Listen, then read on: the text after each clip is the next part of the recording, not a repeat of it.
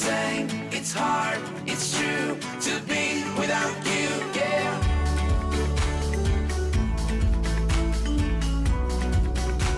To be without you, yeah.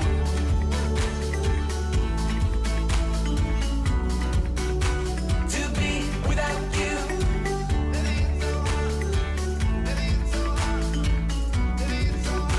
To be without you, yeah.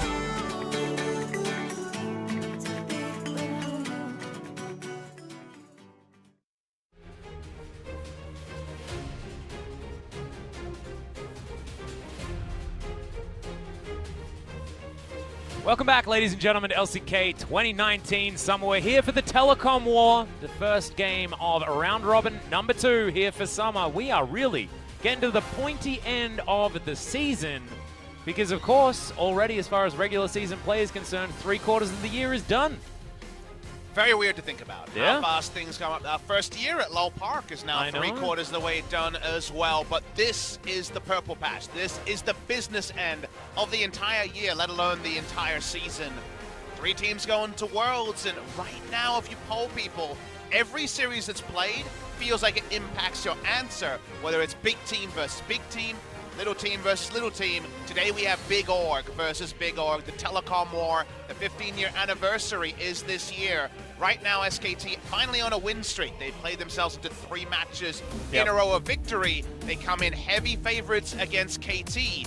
They'll be hoping it isn't 7v8 come the end of the season. Exactly. Theoretically, it is 7 versus 8 when it looks a little bit like 7th versus 9th. That's because KT and Hanwha, are tied as far as their score is concerned. Of course, a 5-loss streak, though, for KT means that things are looking certainly on the decline for such a historic org. A little bit unfortunate, but if you look over the SKT side, this is a team that are on 3-match winning streaks, still looking to make their run to try to get towards those playoffs, and a win here will put them ahead of Gen G as far as points. If they can get a 2-0, they will be 1 match ahead, so we'll see whether they can challenge for that 6th place.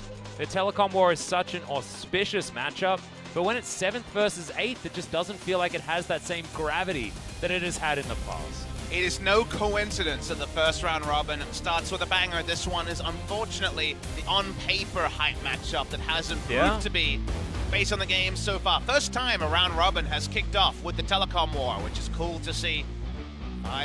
5 losses versus 3 wins, definitely been up and down times for both of these orgs in recent memory. KT was the sacrificial lamb to stop SKT's 5-match losing streak. They won that Telecom War, and since then, they haven't lost any big matches outside of that ultra late game against IG at Rift Rivals. Feels like KT was the one to kick the old snowball down the hill, Papa Smithy, because SK Telecom have looked like their spring selves in games gone by. We'll have a look at some of the stats here. 4th on Rift Heralds is SKT, but 2nd for KT, who have been prioritizing that particular buff. But these stats are really hard to read, Papa, because these are 2 teams that have been struggling. And SK Telecom, I feel like you should be looking at the stats from Rift Rivals and from their past few games and trying to put out of your mind some of their earlier matches. Rift Rivals is best of ones. The recent games were against some of their fellow strugglers. Only Gen G is kind of an impressive ladder win of their wins recently. So there is still work to be done to fully convince from the side of SKT. Meanwhile, from KT, they weren't that far away from beating Kingzone in their match this week, and that probably is more about Kingzone and their woes post-Rift Rivals than KT being amazing. The one player who looked pretty good was the man in the mid lane. BDD had a pretty big game on Azir especially. This is the example. You look over the highlights, he dumpstered Neon in this series overall, you would say, over the course of 3 games. Maybe he can come in on some form, because it's been a very disappointing 2019 from one of our shining stars the last couple of years in BDD. Yeah, avoiding that shockwave so beautifully there as well, as we're having a look at the highlights that are actually quite easy to find because of that first game victory for KT. KT did look like a better team. We saw whispers, we saw shining moments, but they're glimmers, they're few and far between for this squad. You can edit some highlights for KT, even in summer, where you think of all their big pipe kills, and you think of big other games, but they often lose those games. The weird thing is they haven't been able to get it done at the end of games. Meanwhile, SKT came out and FLICKR was the big man. Last time on the Rift, his play on the Akali against Azir was nice. His LeBlanc dusting off a rare diamond in his LeBlanc was awesome to see, and it makes you greedy. We kind of want to see some other bangers. What about a FLICKR Orianna game from things past? I want to see the old picks shine once again, because if he's got it working on the old and he balances it with the new. FLICKR, we can't say 100% is back, but he's threatening, he's looming, and not many more good performances required to start power ranking him right near the top. My God, these stats are so close, apart from the CS deficit at 15. 5 solo kills, equal first in the league for both of these players. This matchup has been exciting for the last 2 years, 2.5 years. You know, as soon as BDD joined Longzhu and looked so incredibly good, watching him take on FLICKR time and time again has always been a joy. It's just evolved so differently to what we could have expected over the years, with ups and downs for both of these players. Very, very fun matchup. Often been the crowning matchup of the mid lane in Korea. Would not say that right now. Feels like Showmaker has been our best performing mid laner in summer. But FLICKR has looked good recently, especially in the last series. Good series for BDD, good series for FLICKR. What happens when it's 1v1? Exactly, the unstoppable force and the immovable object. KT are going to be making their way out onto the Rift first, and you see, no score. To settle this game, UmTi is going to be making his way into the jungle. KT Rolster, a slightly new look to what we've been seeing recently. UmTi does retain his spot. I wasn't convinced by him last time out this week, but they're going to give him at least an entire match week of action. We'll see if he can lift his performance. KT Rolster, unfortunately, really all over the place. Prey has struggled coming back from his break, his retirement. Right now, not feeling like the best career decision, but there's still time to turn things around. Both teams needed to be told that a couple of weeks ago. Neither of these teams were doing well. Effort will retain his spot. He seems to be the starter going forward, even though Mata was the only support at Rift Rivals. Yeah, exactly. They'd already handed in that roster. I have a feeling that if they had a do-over opportunity, it might have been Effort that was making their way in, because SKT had looked like they had settled on him on the bottom side of the map. Maybe Mata just not able to stand up to the young mechanics of this gentleman. And even when he was alongside Bang in the struggling times, Effort did have his pop-off moments. That Morgana Pike bottom lane was something that we were very excited about, even in 2018 for SKT. And a lot of fans and analysts have been ready to cut and run from Effort ever since he came in to replace Wolf a couple of years ago. Everyone said, why not Wolf? They're world champions. Mata also was brought into the squad because they felt they needed other supports. I love the cheerful in the audience there. But I've always rated him as a player because he's always top 10 solo queue, and his mechanics were never a question mark. Decision making as a 17, 18-year-old support, it's no surprise that his decision making isn't Wolf, isn't Mata. Legends of the support role, both their faces on the Hall of Fame that we have here at LoL Park.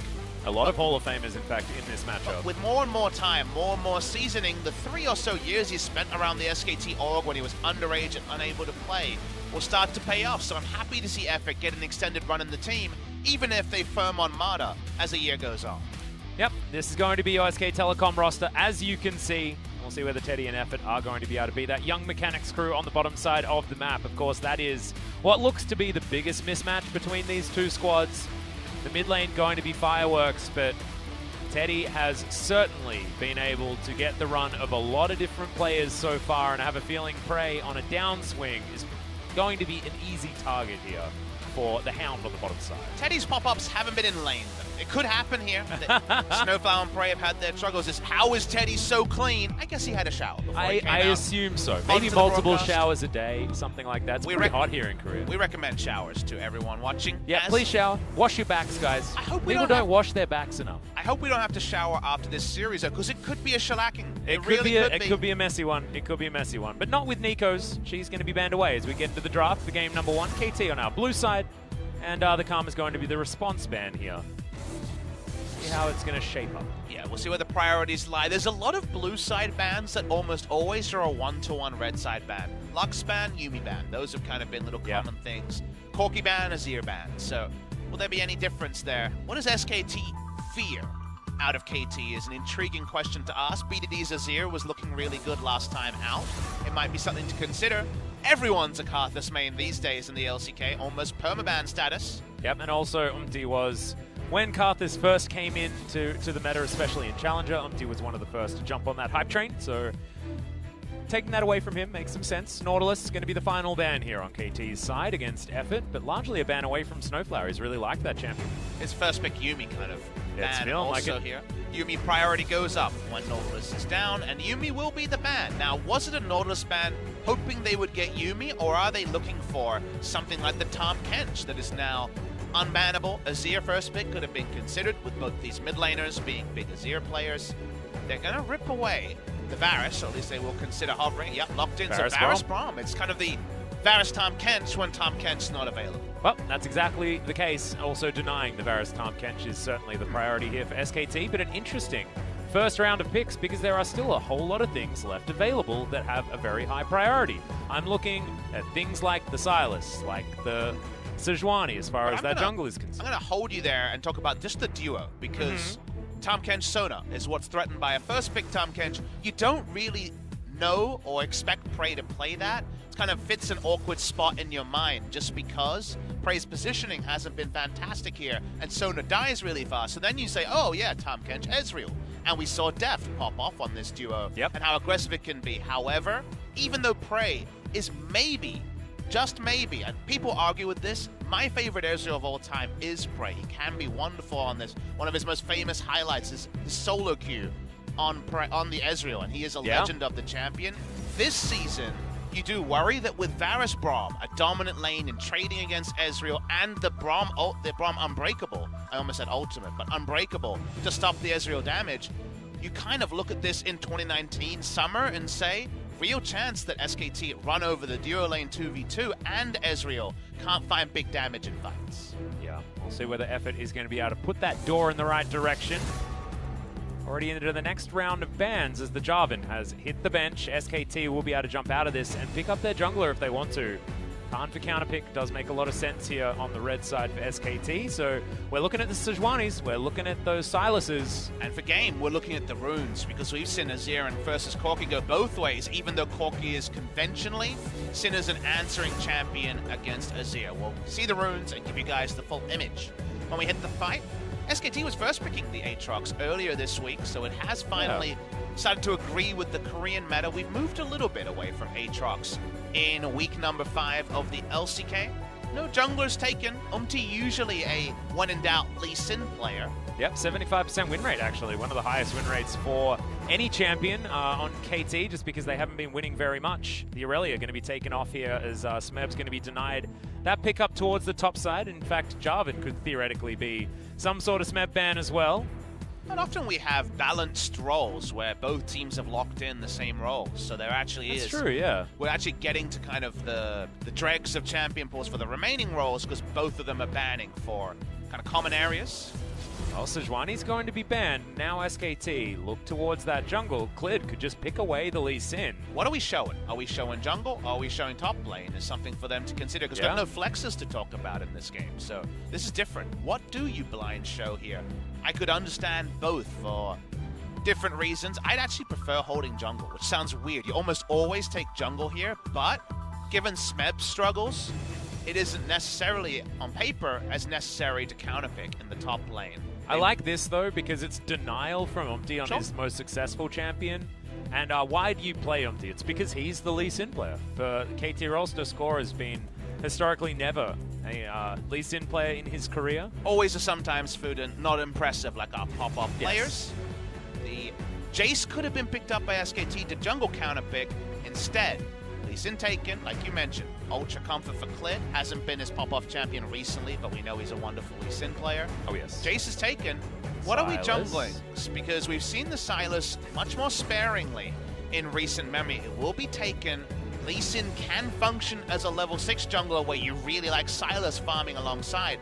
Can pop off before, as MSI taught us.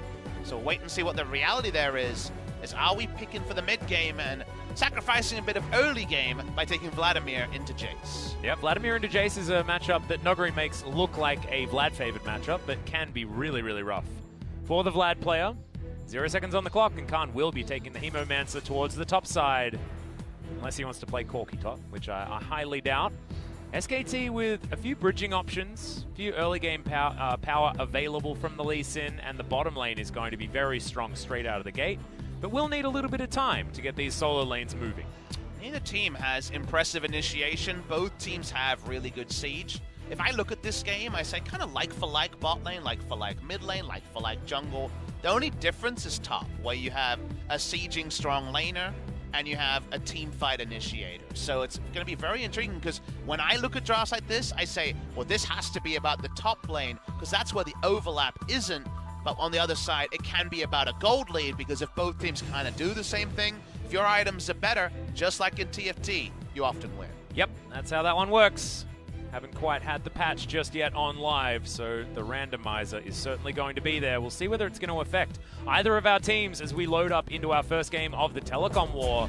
As far as these drafts, I'm still not convinced on either side as to who has won at this point. It's not the clearly defined strategy and style that we saw in our first series, Gen G really having some strokes of genius there. This is more like we're playing for the laning phase and trying to get ourselves towards some, team fight with a bit of flexibility in these compositions. It's really about play style for SKT rather than necessarily what the draft does for me, and I'll talk about that in-game. For KT, kind of the issue is, what is a good KT draft right now? I got no answers. I would say easy to execute because they're losing, but I don't have a lot of real insights into what's working and what's not, because it feels like most things aren't working. Whoa! That person just walked through our AR curtains. Yeah, breaking the fourth wall, but here we are, onto the Rift for game number 1.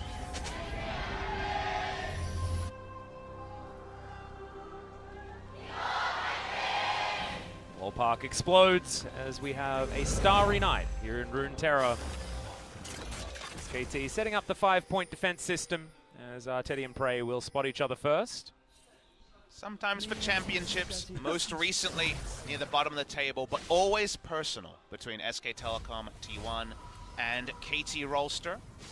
Given that, SK Telecom were not allowed to officially rename to T1. Yeah, it was going to be this season. Almost certainly going to be the last time we have SK Telecom T1 versus KT Rolster. Very unlikely that both teams will be playing in either promotions or the playoffs. So given that, it's a bit of a historic day here. Atlas and the 15-year anniversary of the first time SKT and KT met. If you guys are wondering how that works, given that it's the 10-year anniversary of League of Legends, it is a rivalry that extends to the StarCraft days in esports. Oh yes, it does.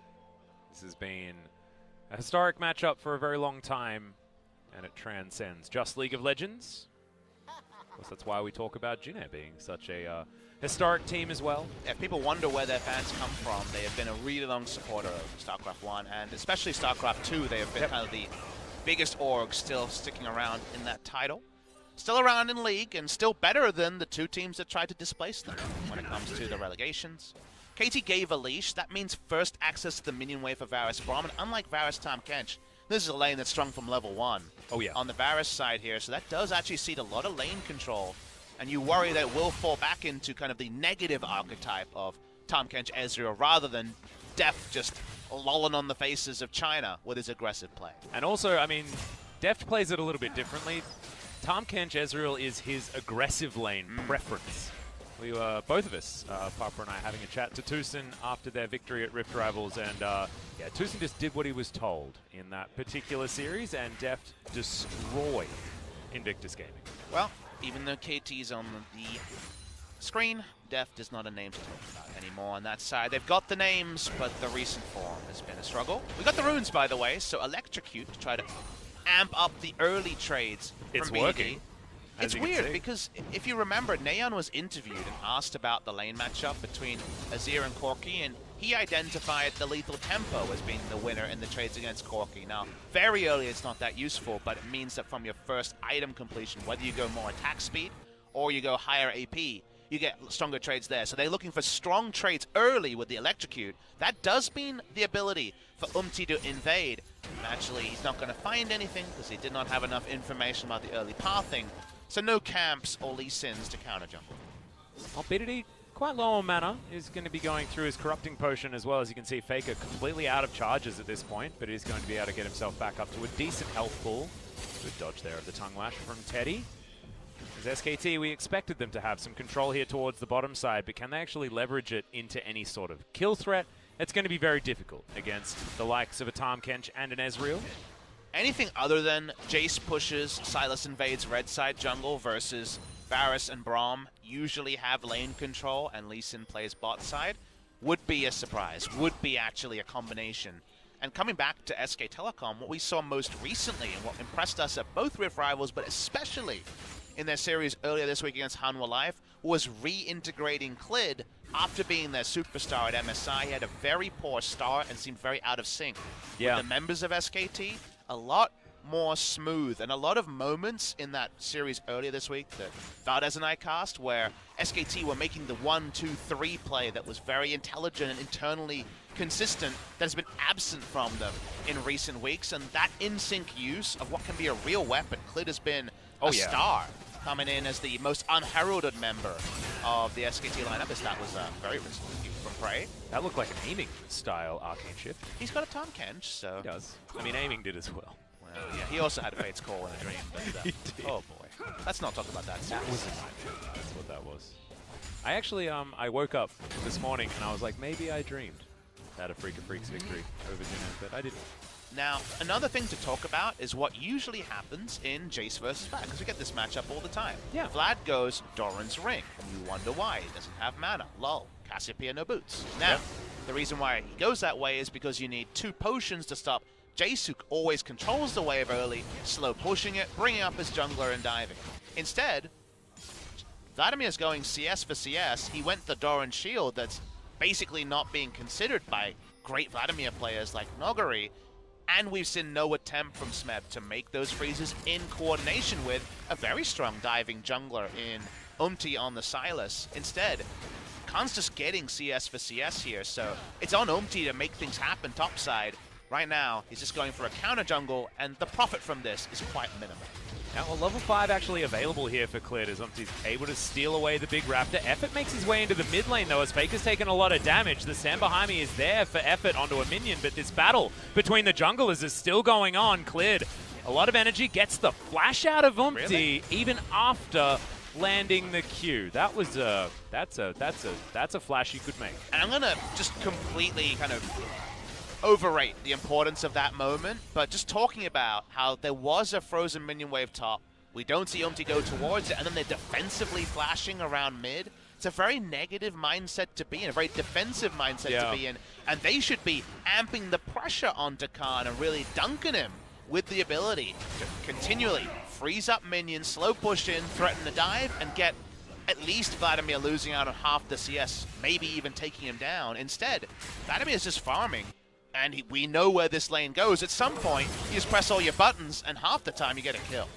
Well, Effort unable to actually stop a lot of that damage onto Teddy. You saw a really nice combo from Prey, utilizing that W that did land through the minions. But Teddy's still very comfortable at the moment with an 11 CS advantage. Shoving this wave in. Prey once again, Arcane shifting quite aggressively. This Clid just looking for a 7-minute Infernal Drake, and it looks like he's going to be able to get it, no question. The only reason to Arcane shift like that is to show lane presence when you're the team on the Drake. In fact, it's not actually in relation to the jungler. Usually when Deft was being aggressive, it was to get map leads because it's showing a lot of priority around, wow, look how strong I am, I'm willing to do this. Instead, Prey's just trading. Meanwhile, his jungler was farming red, I believe, at the time. Yeah. So it's another extension of that disconnect, and it's not really clearly on screen, or we're not listening to comms and being like, he says go and this guy's not going. But if you read into what all these things mean at the highest level, is that KT, with another new roster lineup this week, just doesn't feel like they're more than the sum of their parts. Yep. Feels like the woes are continuing. And it's a rough start for KT after Rift Rivals comes back, because they go against Kingzone, our first team in the finals at Rift Rivals that won their match, and then against SKT immediately afterwards, the team that came in second at Rift Rivals. They're basically being the LPL at this point, and we saw that the LPL didn't do so well in that particular final. Both of the teams that KT have gone up against did have great performances in those final games at Rift Rivals. But when is a better time to face SKT? Because they're facing them twice. Yeah, that's true. They were the team to snap SKT out of their lose streak, and they're meeting them, before that win streak is built up to potentially, 5 or 6 as the season goes on. So, you got to take your matches and your wins when you can get them. They got a single game off of King's Own, who were woeful a couple of days ago. They're going to need to be way better tomorrow. Probably the match of the week tomorrow, right? Obviously, we had a great series, surprisingly, between Griffin and Gen G, but we have King's Own versus Damwon as the first series tomorrow, which could be really central to the top of the table. If Damwon win, they go first. Yeah. And also, the really exciting thing is, also we've got LS back, and he wasn't feeling so well, so didn't cast Rift Rivals. And so, yeah, haven't seen him. I'm actually Devo that I didn't get to cast with him. At, I haven't heard Devo for years. I like to throw in Aussies once in a while, but I was actually Devo, which is Aussie for devastated, because we would have got to cast together. We never at the Low Park at the same time, so would have been nice to cast with him at Rift Rivals. But sadly, illness claimed Nick de Cesare, as I like to say. De Chezzy? Well, I mean, you said Devo, so we can say Chezzy, can't we? Oh, yeah? Nick de Chezzy? I wonder whether Lisnack will be okay with us saying that. He seems healthy, which is a good sign. I'm glad. Flash forward from Kahn. There's the kickback. Q's going to be easy. Hemoplague does a hell of a lot of work, and free delivery of a first blood is looking about as elementary as it could ever. Watson. The first time Clid sniffs around a lane, good things happen. They pick up a kill. Nicely done on the top side of the map, and decisive in a way that Smeb and UmTi have not been earlier in this game. A CS lead for the Lee Sin. A nice kill there. Really nicely done from SKT. Definitely looking sick. Yeah, really, really nice. Smeb doesn't have his teleport, so he's going to have to walk up. He's going to miss that entire minion wave. Turret plates aren't going to be the priority, but you can see FLICKR's already taken a turret plate in that mid lane. Unanswered elsewhere on this map, and things are going poorly very quickly here for KT. This is brilliant. Flashes on both sides just because they knew if they can get the Vladimir lead, everything's going well, and Clid can spread that lead elsewhere on the map. If you look up clean Lee Sin in the dictionary, you see a picture of Clid. He is wonderful on that pick. KT trying to make something good happen. The timing here is on point. They're running straight at the Rift Herald. No TP available from Teddy.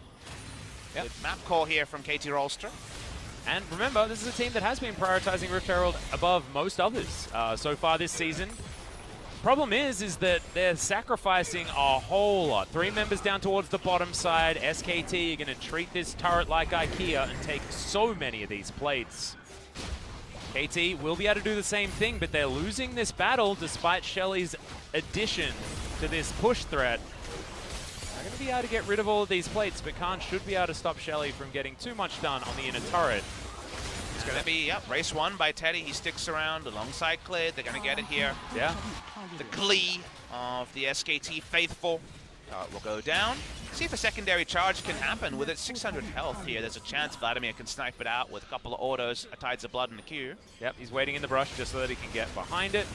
With Smeb here, the charge does come in as he doesn't even go and try and stop that, but getting back to this turret if SKT do get map control is really hard. I mean, this inner turret with the outer turret in mid, still very healthy, is probably not going to be under a lot of threat unless KT can get a lot of control and power in these solo lanes. It's a really good analytical point. Often getting 2 turrets topside while it's that immediate gold investment, you can have the wave frozen in really awkward spots that are hard to return to. So in the end, it doesn't go down, and I think to both teams that's a fine scenario.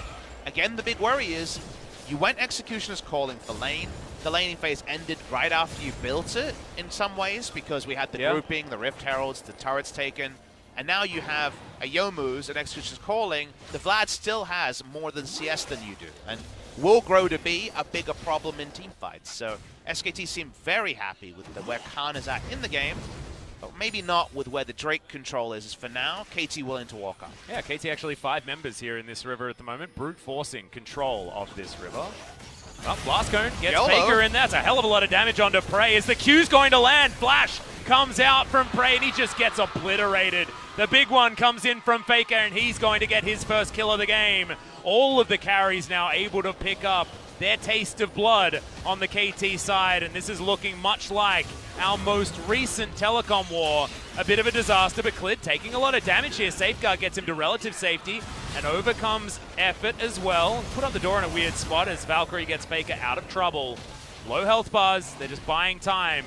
for this Drake to go down. Teddy, a lot of damage there with the piercing arrow, and they've got full vision of what KT are trying to do. No worries. Yeah, no worries, no smite, no problem. Looking for the pick onto BDD over the wall. Yeah, tries to land those autos, but BDD shifts some sands, gets out of there. He's okay. All you can see, and it'll be very clear in the replay, ladies and gentlemen, is how decisive SKT are compared to how much KT have meandered in this game. They're doing nothing in half measures. They're committing or they're not going. And that is an SKT on the same page, and one that is a pleasure to watch. Kahn walks down. He's got the building block items. We know things only get scarier from here. And watch SKT. They're under no threat until they're going in. And boy, were they going in. And that was an initiation by Varus and oh, the rockets coming in at exactly the same time. He almost got the double kill with one arrow. Yeah. Very nice stuff coming through. That's a 3-star. That's a 3-star Varus right there. That's a 3-star Varus, and of course Corky was just added to the game, I guess, as he's taken down Smeb. Also solo kill on the top side by the looks of things. Look, it hasn't been Smeb's season, and it's continuing to not be Smeb's season. Yeah. Yeah, I will probably get a replay of that, but I don't really want to watch it, Papa. He is the man of tomorrow, but sadly today. Oh, it's the delivery. Yep. He just got leapt onto, and FLICKR has a level lead, and the execution's calling not so useful here. Oh, flash that. That was nice. Yeah, I did have to use the flash. We missed some real action. Yeah. Previously on League of Legends. Previously on League of Legends, the thing that you were expecting to happen happened, but it was a bit cooler than we expected. Both flashes now down, though, so FLICKR's not going to be able to make that play again, as that Q was a weird one. BDD still collects it. BD, to his credit, CS lead about 10 to 15 in mid lane for the majority of the laning phase. He's got his items, but how much will he matter? 3,300 gold lead for SKT, but importantly, an Infernal Mountain on top of that. Yeah, the scary thing is that they've got some of the best scaling options as well, as Emperor's Divide is going to catch FLICKR. No flash available, and he's just dead. Pigeon Man picks up the kill, and BDD strikes first for KT. Scoop of FLICKR is exactly what they wanted there. Looked like that one was going to hit the ground, but just about got the right amount of scoop. Yeah, is that available at Baskin & Robbins or something like that? Possibly new flavor? Possibilities are endless here when it comes to promotion with FLICKR's face on it. Mid lane turret. Previously with FLICKR's face on it. He's dead, but mid lane turret goes down. Trying to chase for a kill, but no real chase potential for now from KT. Yep, UmTi comes up. He's going to be distracted by a control ward, but they are able to take down the entire outer ring. No, still top lane outer turret is available. See whether SKT are going to be able to split that one down, but you can see 10 CS advantage for Kahn on this Vladimir that has a needlessly large rod. He has a hell of a lot of CDR already built up. And what was our kind of preview of this game? Like, oh, like for like, like for like, like for like. Ah, not like for like in the top side. Therefore, top lane, whether Jace could get a big lead or not, that was going to be relevant to KT's win conditions. If not, holding all things equal, the item lead was going to be core if everyone does the same stuff. SKT have got the better duds, the nicer duds, the bigger items. So right now, KT have really few options apart from Jace is good at pushing. Let's help Jace push. It's kind of all they've got. FLICKR intelligently not moving too close to that area. Have you watched all of Jaws? I've watched some of Jaws. I think I have watched all of it, but it was a really long time ago. Let's watch the scoop here. This was close. Yeah. Ah, the flash ult was what happened. I missed the flash, but it makes more sense that you were able to catch the Valkyrie. Also, knowing that FLICKR didn't have his flash, pretty understandable play to be made there, and BDD does have the execution to make that one work.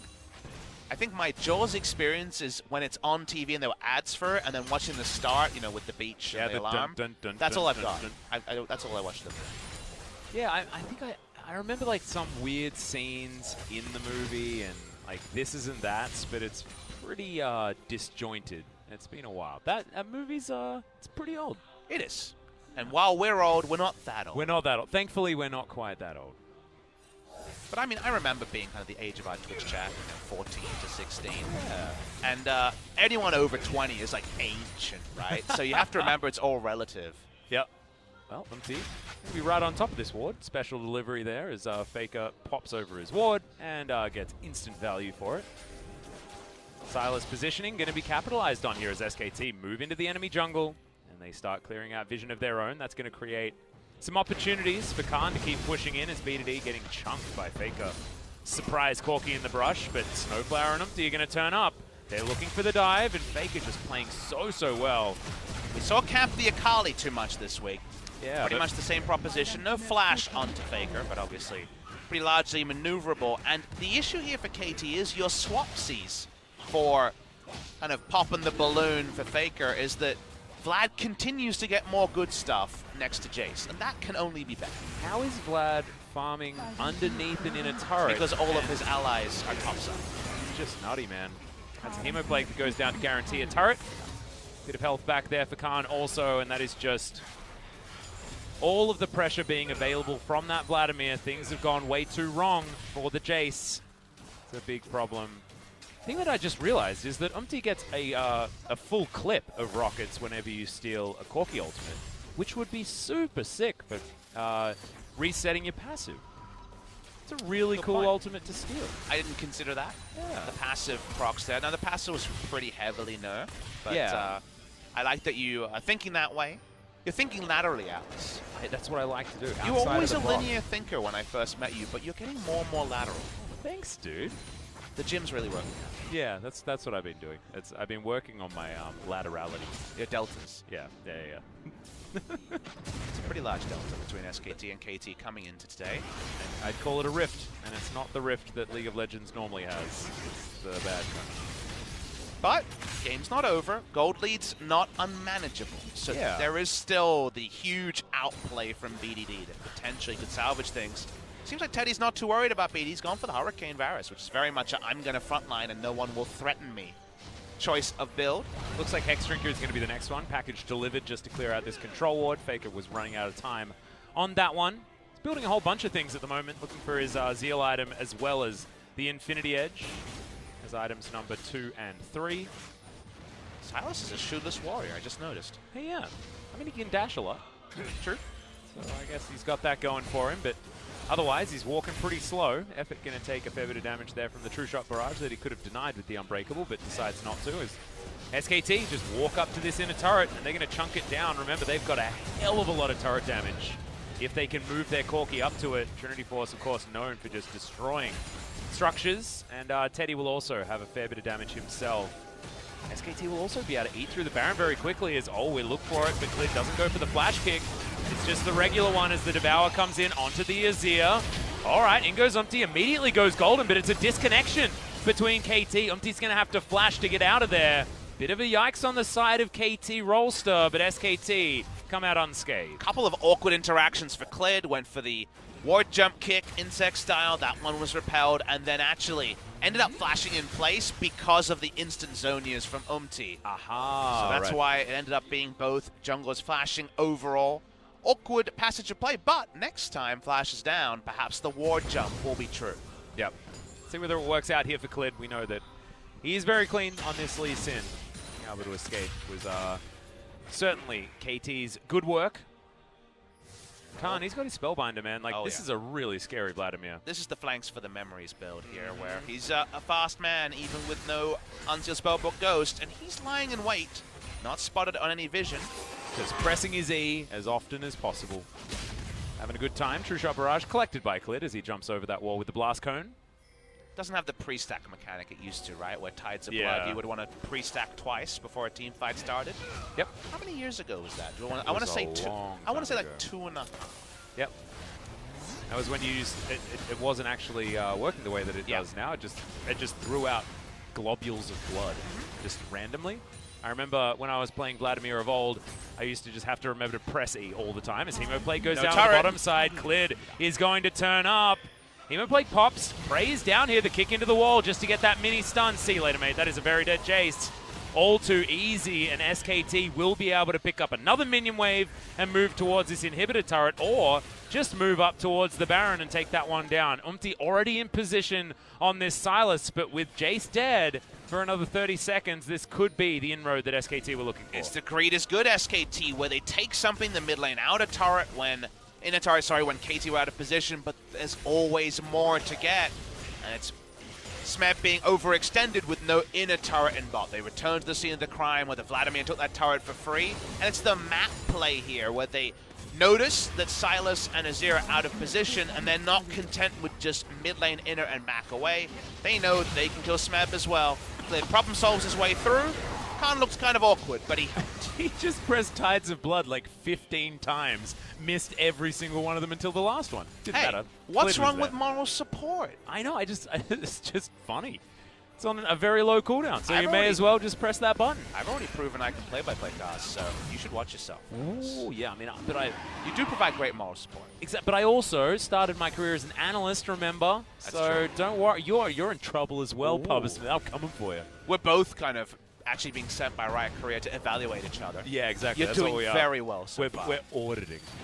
You're doing great as well, Pubs Smith. The KT audit came back real bad. Well, Speaking of KT auditors, I think speaking Auditor of Vladimir's on the way. Memories. Okay, dives into the back line as UmTi's going to steal a Hemo play. Kahn's going to take a hell of a lot of damage, has the pull, uses it, and Hemo play is going to be denied. Powered Shock Blast, almost taking down Kahn, but does go golden. And I thought he was going to get the sick flank, but instead he finds a Sylas and almost gets killed. Definitely not been able to show off his Vladimir so far, but hasn't been an issue.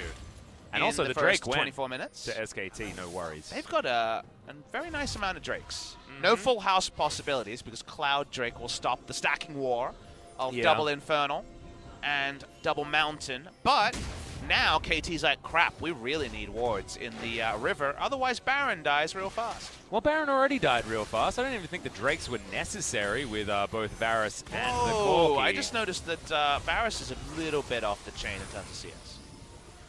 Yikes. What? It's like he's been finding extra CS to kill Yeah. things. Okay, now I understand why BDD has a slight advantage. It's because Teddy's been eating all of his creeps. He's 5 minutes ahead.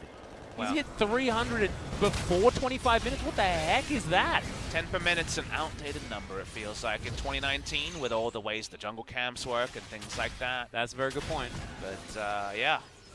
Big boys here.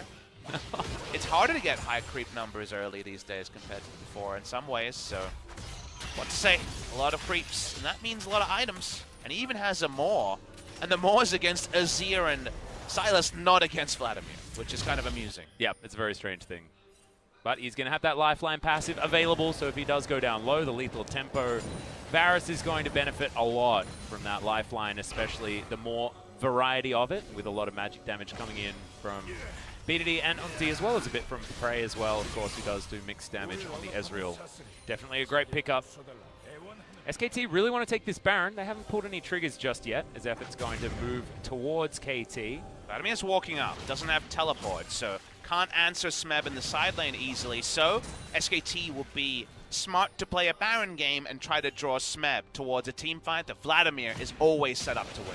Well, SKT, they're going to start it. Watch this health bar go down. Oh, that's a high-value True Shot Barrage, but it is helping do damage to this Baron. Down to 5,000 health, SKT decide that they want nothing to do with it. They are going to move themselves away as the teleport is coming into the inhibitor turret. Actually onto the minions, already pushed through mid lane. And FLICKR says, well, I'll just kill this. That's all too easy. The pings are there from SKT onto the Baron. Meanwhile, as they move back, Smeb was bottom side, and FLICKR says, well, I mean, I'll just stay here and take it. SnowFlower's teleport completed on a ward, so they're onto the Baron. Yep. And UmTi, he's spotted as well. Oh, great heads up. Blue trinket there. Effort blocks the use of the Braum ultimate. That's going to get Baron. Yep, SKT, absolutely beautiful play here. FLICKR comes in, he's unable to get the inhibitor, but they get themselves the Baron for it. Chains of Corruption are going to go wide, and Smeb is zombie pushing on the bottom side. This minion wave will actually be picked up. There's a cannon creep there, and UmTi's probably going to get there in time. It's SKT looking to clear things, but honestly, that was just a great passage of play from SKT. KT just didn't have any responses. It's out macroed and then some in that one. They absolutely played KT like a fiddle, and the tune that came out was something you've never heard. Beautiful sounds from SKT, because bloodlessly, they just take everything. Yep. That is the SKT of old. That is what this team was feared for in international tournaments many years in a row. Hasn't been the same case. This was the team that did fall to G2. Semi-final of MSI. They are still looking great. They looked great in that tournament. They looked terrible at the beginning of summer, but this is them looking for the 13-match streak to get themselves towards the top of the table. And with Griffin dropping games, with the top of the table pretty contentious, it's an opportunity for SKT to get things done as Prey picks the right direction there to throw out the True Shot Barrage. SKT are building, and these two games this week have been a very impressive performance off the back of a strong rip. That's this guy. The flash kick comes in. Smeb's destroyed. Tower's taken down next. SKT should be able to march up. They've got the minions. They've got the Baron buff. And FLICKR is just wasting the time of the KT mid laner while the rest of his team destroys the base of KT. Competition seems to be non-existent between KT and SKT. KT haven't been able to get anything going in this game, and there's the Chains of Corruption, goes wide. Yep, SnowFlower's going to go golden as the ultimate is flashed there by the Tahm Kench. Teddy gets exhausted as an afterthought as the Hemoplague flies underneath this turret.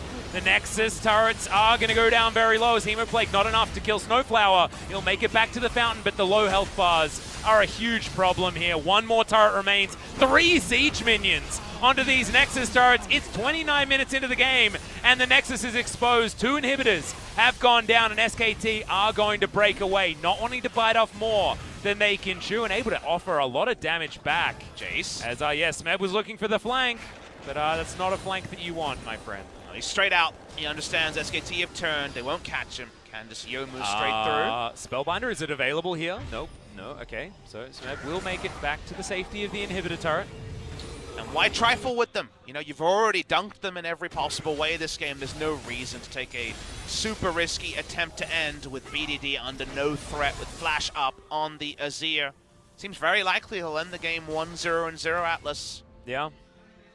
It's a bigger problem than it first appears to KT. Because KT, you know, there's a lot of kind of score lines here which are decent, right? 001 from the Silas, 1-0-0, until you go back and, again, inspect the video, where KT just were never able to coordinate 2 different roles, like top and jungle, mid and bot.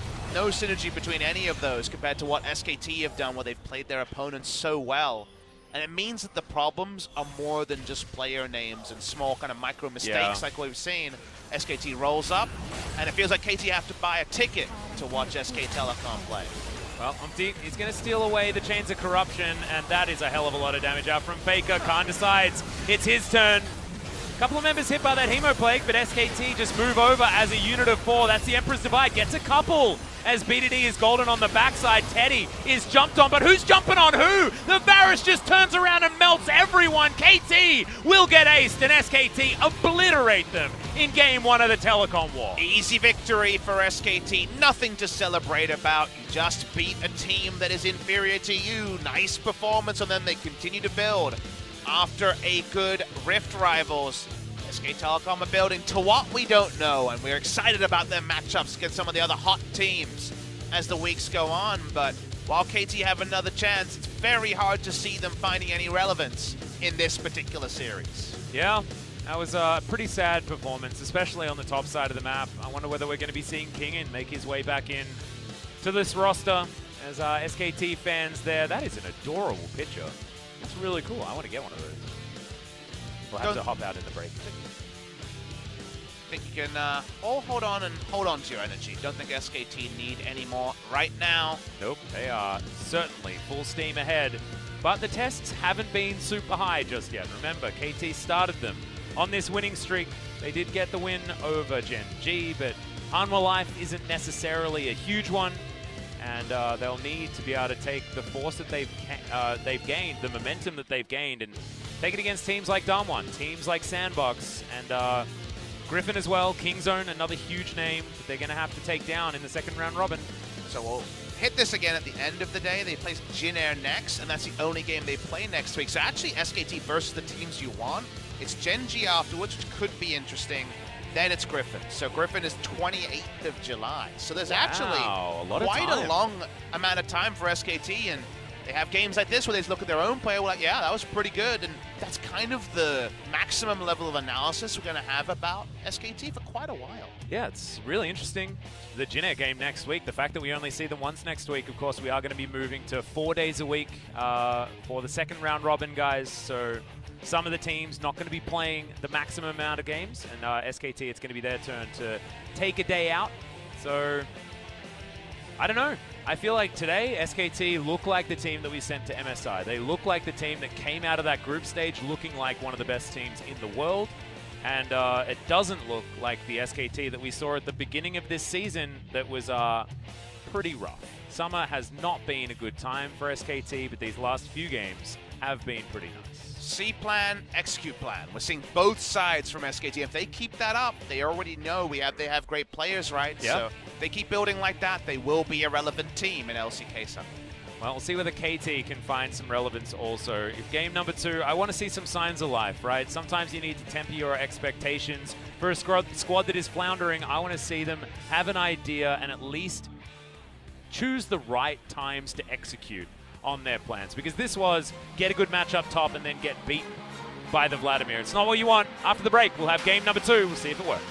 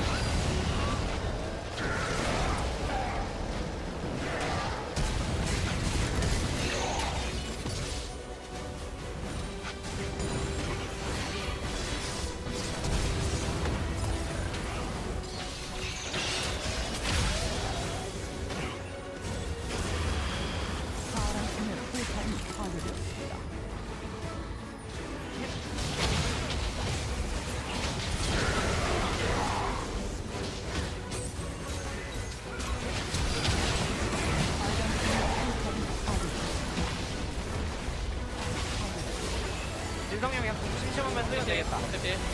야 그냥 이거 우리 깨자. 내 거도 갈게. 깨자. 깨면 돼. 한타 봐도 아직 없어요. 한타 이겼어. 이즈 노플 이제 나이스 지지.